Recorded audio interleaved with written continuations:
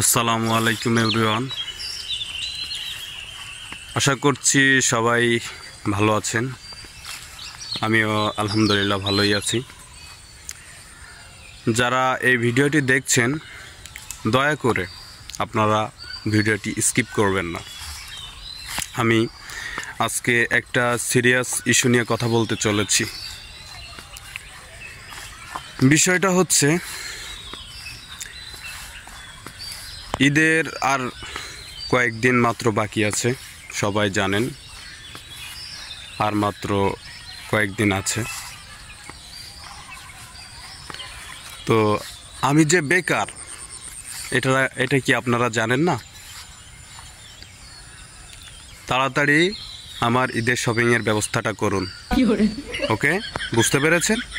এটাই ছিল আমার কথা। আমার লজ্জা শরম বেশি তো, তাই আমি সরাসরি বলতে পারিনি। ওকে, আল্লাহ হাফেজ।